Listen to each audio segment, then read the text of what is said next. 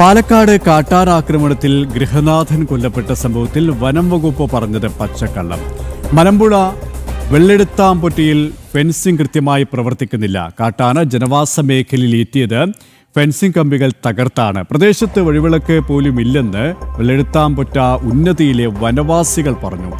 ഇന്നലെയാണ് വീടിന് മുറ്റത്തെ വഴിയിൽ കിടക്കുകയായിരുന്ന ചന്ദ്രനെ കാട്ടാന ആക്രമിച്ച് കൊന്നത്.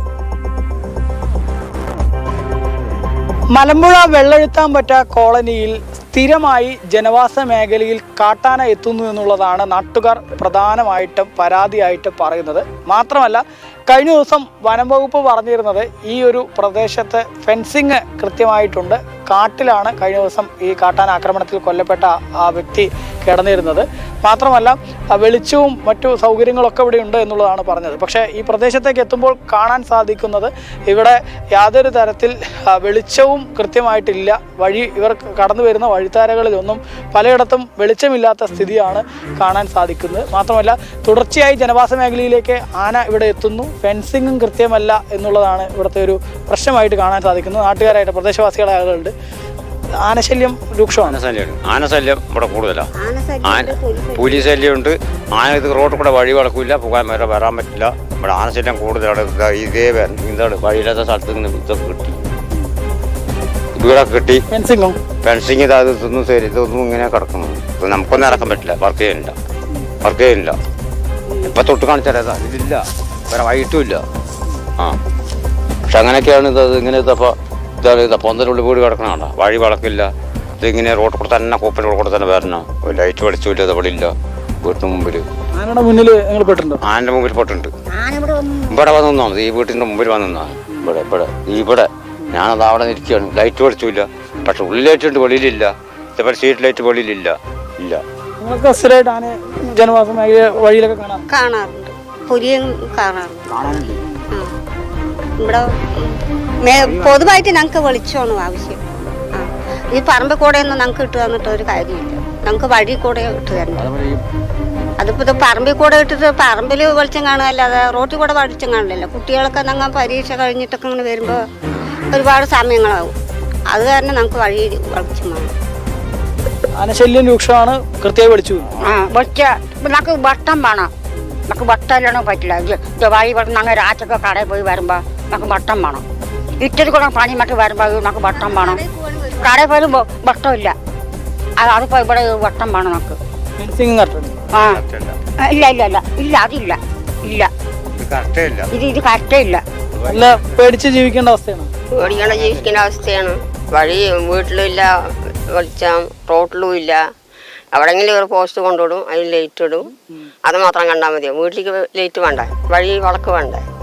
രാത്രിയും പയരൊക്കെ വരുന്നതല്ലേ, പണി മാറിയിട്ടും സ്കൂളിൽ പിള്ളേർ വരുന്നതും വഴി കൂടെ വരണ്ടേ. വിളിച്ചില്ലാണ്ട് എന്ത് ചെയ്യും? ആനശല്യം എപ്പോഴും ഉണ്ട്. ആനയും വരും, പുലിയും വരും. ഇത് ഈ ഇടയ്ക്ക് ഇതവിടെ പുലി വന്ന് നില വിളിച്ചിട്ട് പോയി, നായിനെ പിടിക്കാൻ വേണ്ടിയിട്ട്. രണ്ട് മകനെ ആട്ടി വിട്ടത്. ഞങ്ങൾക്ക് ഭയങ്കര ശല്യമാണ്. വളക്ക് വേണം, വഴി വളക്ക്. ഞങ്ങൾക്ക് അതാ പ്രധാനം.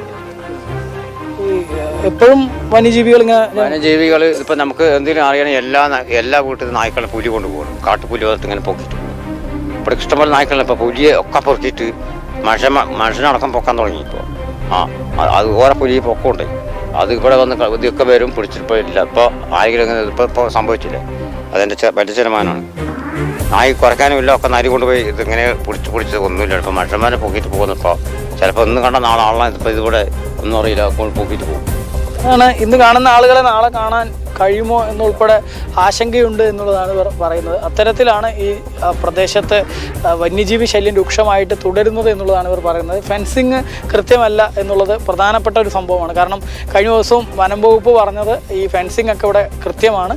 മാത്രമല്ല, കഴിഞ്ഞ ദിവസം മരിച്ച ചന്ദ്രൻ എന്ന വ്യക്തി അദ്ദേഹം വനം വകുപ്പിൻ്റെ സ്ഥലത്ത് കിടന്നപ്പോഴാണ് ഈ സംഭവം ഉണ്ടായത് എന്നുള്ളതാണ്. പക്ഷേ അദ്ദേഹത്തിൻ്റെ വീട്ടിൻ്റെ മുറ്റത്തുള്ള വഴി, അതായത് ഇവർക്ക് വനം വകുപ്പ് പണ്ട് ഭൂമി കൊടുത്താണ്, ഈ വനവാസി ജനങ്ങൾക്ക് ഭൂമി കൊടുത്താണ്. വഴിയില്ലാത്ത സ്ഥലത്തായിരുന്നു ഭൂമി കൊടുത്തത്. അതുകൊണ്ട് തന്നെ വനം വകുപ്പിൻ്റെ ഒരു വഴിയാണിത്. വനം വകുപ്പിൻ്റെ വഴിയിൽ കൂടെ കടന്നു വന്ന് വേണം ഈ കോളനിയിലേക്ക് എത്താൻ. അതുകൊണ്ട് തന്നെ ആ വഴിയിൽ കിടക്കുന്ന സമയത്താണ് കാട്ടാന ആക്രമണത്തിൽ ചന്ദ്രന് ജീവൻ നഷ്ടമാവുന്ന സ്ഥിതി ഉണ്ടായത്. ആ വനം വകുപ്പിൻ്റെ വഴിയിലേക്ക്, അല്ലെങ്കിൽ ഈ ഒരു കോളനിയിലെ ജനങ്ങൾ ഉൾപ്പെടെ ഉപയോഗിക്കുന്ന വഴിയിലേക്ക് വന്യജീവികൾ എത്താതെ ഇരിക്കണമെങ്കിൽ അതിന് ഫെൻസിങ് കൃത്യമാക്കണം. ഫെൻസിങ് ഒക്കെ കൃത്യമാണെന്ന് വനം വകുപ്പ് പറഞ്ഞു. പക്ഷേ ഇവിടെ എത്തുമ്പോൾ കാണുന്ന കാഴ്ചകൾ അങ്ങനെയല്ല. ഫെൻസിങ് ഒരിടത്തും കൃത്യമല്ല എന്ന് മാത്രമല്ല, കാലങ്ങളായി പ്രവർത്തിക്കാതെ കിടക്കുന്നു എന്നുള്ളതാണ് നാട്ടുകാർ പറയുന്നത്. മാത്രമല്ല വഴിവിളക്കില്ല, മറ്റ് നിരവധി ബുദ്ധിമുട്ടുകളാണ് ഈ ഒരു ജനങ്ങൾ ഇവിടെ നേരിടുന്നത്. ഇന്ന് കണ്ട ആളെ നാളെ കാണാത്ത സ്ഥിതിയായിരിക്കും ഇവിടെ ഉള്ളത് എന്നുള്ളതാണ് വലിയ ആശങ്കയോടെ ഈ വനവാസി കോളനിയിലെ ജനങ്ങൾ പറയുന്നത്. ഏതായാലും സാധാരണക്കാരായ ജനങ്ങളുടെ ജീവനും സ്വത്തിനും സർക്കാർ സംവിധാനങ്ങൾ ഒരു വിലയും കൽപ്പിക്കുന്നില്ല എന്നതിന്റെ മറ്റൊരു ഉദാഹരണം തന്നെയാണ് ഈ കാഴ്ചകളും.